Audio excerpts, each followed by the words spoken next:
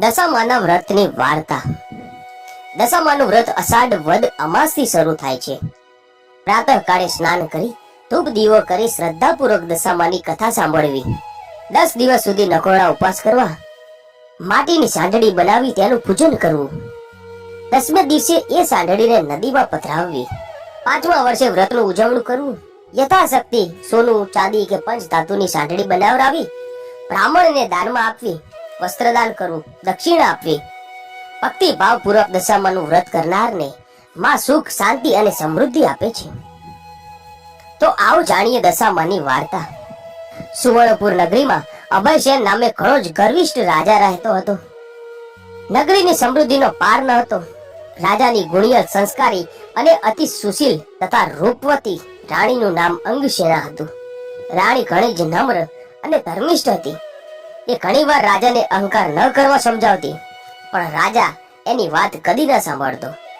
એક દિવસ રાજમહેલના ઝરૂખે બેઠેલી રાણી નદીના કિનારે સ્ત્રીઓને વ્રત કરતી જોઈ.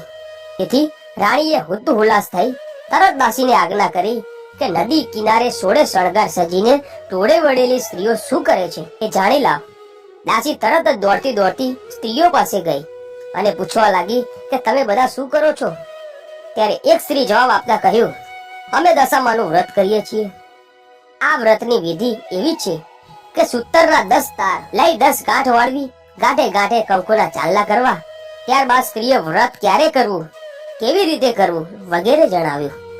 દાસીએ મહેલમાં આવીને રાણીને બધી વાત કરી. ધાર્મિક સ્વભાવની રાણીને પણ આ વ્રત કરવાની ઈચ્છા થઈ. મનથી વ્રત કરવાનું નક્કી કર્યું. એણે રાજાને આ વાત જણાવી તો અહંકારી રાજા ના પાડી દીધી અને કહ્યું, આ વ્રત તો ગરીબ મૂર્ખાઓ માટે છે. અરે ઘણી સાહેબી છે, ધન દોલત, નોકર ચાકર, બાગ બગીચા, રાજપાટ બધું છે, માટે આ વ્રત કરવાનું છોડી દે. રાજાના અભિમાન ભર્યા વચન સાંભળી રાણીનું દિલ દુભાયું. એ જાણતી હતી કે ગમે તેવી સમજાવટ છતાં અભિમાની રાજા એકનો બે નથી થવાનો.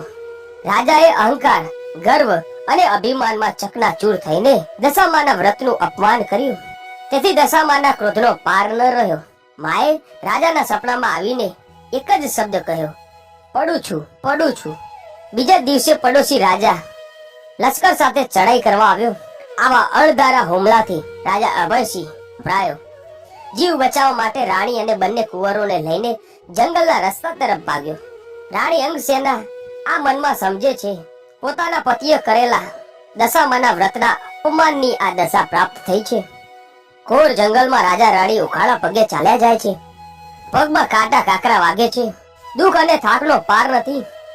એવામાં કુંવરોને તરસ લાગે છે. એટલામાં એક વાવ આવી. રાજા પાણી લેવા વાવમાં ઉતર્યા તો દશામાએ અદ્રશ્ય રહીને 2 કુંવરોને ખેંચી લીધા. કુંવરોને અદ્રશ્ય થઈ ગયેલા જોઈ રાણી વિલાપ કરવા લાગી. રાજા પણ મનમાં સમજી ગયા કે નક્કી આ દશામાનો કોપ છે. એ રાણીએ આશ્વાસન આપતા સમજાવે છે કે જેણે આપ્યા એણે લઈ લીધા, હવે એ જ આપશે. રુદન કરતી રાણીને સમજાવતો રાજા આગળ ચાલ્યો. થાકના લીધે બંનેના પગ ઘસડાય છે. પીડાનો પાર નથી. રસ્તામાં એક વાડી આવી. રાજાને થયું કે હાસ 2 ઘડી વિસામો તો મળશે. પણ રાજાએ વાડીમાં જેવો પગ મૂક્યો તો ખીલેલા ફૂલ કરમાઈ ગયા. વાડીનો માળી વિચારમાં પડ્યો કે આ નક્કી માણસ પાપી પગલાનો છે. તેથી માળી લાકડી લઈને રાજા રાણીને મારવા દોડ્યો. રાજા રાણી માંડ બચીને ભાગ્યા. જીવનથી હતાશ થઈ ગયેલા ભિખારી જેવી હાલતમાં બંને એક નગરમાં આવ્યા. એ નગર રાજાની બહેનનું હતું. રાજાને આશા હતી કે બહેન જરૂર આશરો આપશે. એણે પાદરેથી પોતાની બહેનને સંદેશો મોકલાવ્યો કે તેનો ભાઈ આવ્યો છે. બહેન પોતાના ભાઈને સોનાની ગાગરમાં સુખડી મોકલાવી સાથે સોનાના દાગીના મૂક્યા. પણ સોનાની ગાગર પિત્તળની બની ગઈ. સુખડીની જગ્યાએ ઈંટો બની ગઈ અને દાગીનાની જગ્યાએ કાળો નાગ નીકળ્યો.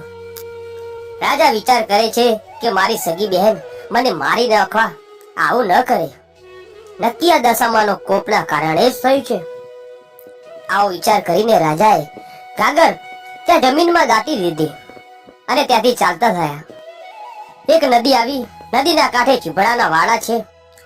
રાજા 2 હાથ જોડીને વાડીના માલિકને કગરવા લાગ્યો કે ભાઈ 7 દિવસથી ભૂખ્યા છીએ, દયા કરીને એક ચીભડું આપ. ખેડૂતને દયા આવી તેને ચીબડું આપ્યું. રાજાએ નક્કી કર્યું કે આગળ જઈને થોડોક વિશ્રામ કરું, પછી ચીબડું ખાવું. તે પહેલા બન્યું એવું કે ગામના રાજાનો કુંવર 2 દિવસ પહેલા રીસાને ભાગી ગયો હતો. સિપાહીઓ કુંવરના શોધમાં નીકળ્યા હતા. દશામાના કોપના કારણે રાજાના હાથમાં જે ચીબડું હતું એ કુંવરનું માથું બની ગયું. આ માથા પર નજર પડતા જ સિપાહીઓએ દોડીને રાજાને પકડી લીધો. દોરડાથી બાંધી લાતો મારતા મારતા નગરમાં લાવ્યા. નગરના રાજાને બધી વાત કરી. રાજાએ પોતાના કુંવરની હત્યા કરવા બદલ અભયસેનને જેલમાં નાખી દીધો. રાજા વગર વાકે કેદ થયો. તેથી રાણી અંગસેના પર દુઃખનો પહાડ તૂટી પડ્યો. એ રોજ જંગલમાં જતી, લાકડાનો ભારો લઈ આવતી, એ વેચીને જે પૈસા મળે એમાંથી પેટનો ખાડો પૂરતી.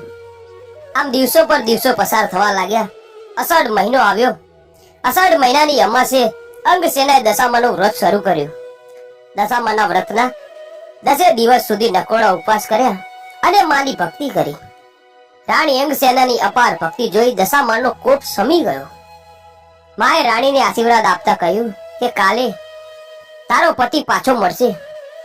એ જ રાત્રે દશામાએ નગરના રાજાને સપનામાં જઈ આદેશ આપ્યો કે તે જે જેલમાં રાજાને પૂર્યો છે તે નિર્દોષ છે. તારો કુંવર મોસાળમાં લીલા લહેર કરે છે, સવારે પાછો આવી જશે. સવાર પડતા જ દશામાની કૃપાથી કુંવર પાછો આવી ગયો. રાજાએ જાતે જઈને અભયસેનને જેલમાંથી મુક્ત કરી ક્ષમા માંગી.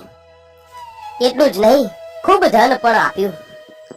રાજા રાણી રથમાં બેસીને સુવર્ણપુર આવવા નીકળ્યા. રસ્તામાં બહેનનું નગર આવ્યું. રાજાએ પેલી ગાગર જ્યાં દાટી હતી તેને ખોલીને જોયું તો તેમાં સુખડી અને સોના મોહરો નીકળી. એટલામાં જ બહેન પણ આવી. આગ્રહ કરીને ભાઈ ભાભીને ઘરે લઈ ગઈ. 2 દિવસ રોકાઈને રાજા રાણી આગળ ચાલ્યા. રસ્તામાં વાવ આવી. જોયું તો વાવને કાંઠે દશામાં વૃદ્ધ ડોશીનું રૂપ ધારણ કરીને ઊભા છે. બંને કુંવરો એમની આંગળી પકડીને ઊભા છે. રાજા રાણી તરત જ માતાજીને ઓળખી ગયા. લાકડીની જેમ માના પગમાં પડ્યા. દશામાએ અસલ સ્વરૂપમાં આવી દર્શન આપતા કહ્યું, હે રાજા, તે અભિમાન આણીને મારા વ્રતનું અપમાન કર્યું હતું. તેથી તારા પર હું કોપાયમાન થઈ હતી, પણ હવે તારો ગર્વ ઘડી ગયો છે. વળી તારી રાણીએ ભાવથી મારું વ્રત કર્યું છે, તેથી હું પ્રસન્ન થઈ છું. તારું રાજ તને પાછું મળી જશે. માં કરતો રાજા અભયસેન દશામાના પગમાં આડોટી પડ્યો અને બોલ્યો, માં, કળિયુગમાં તમારી કર્મી કસોટીમાંથી કોઈ પાર ઉતરી નહીં શકે, માટે આવો કોપ કદી ના કરશો. દશામાં મીઠું મધુર હાસ્ય વેરાતા બોલ્યા, તારી વાત કબૂલ કરું છું. કળિયુગમાં જે કોઈ મારી કથા સાંભળશે કે સંભળાવશે તેની દશા સદા સારી રહેશે. આમ કહી દશામાં અદ્રશ્ય થઈ ગયા. રાજા રાણી બંને કુંવરો સાથે પોતાના રાજ્યમાં આવ્યા. અભયસેનના સેનાપતિ પડોશી રાજાને હરાવીને રાજ પાછું મેળવ્યું હતું. રાજા રાણી આનંદપૂર્વક દિવસો પસાર કરવા લાગ્યા.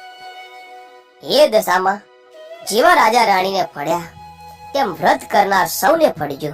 જય મા દશામાં.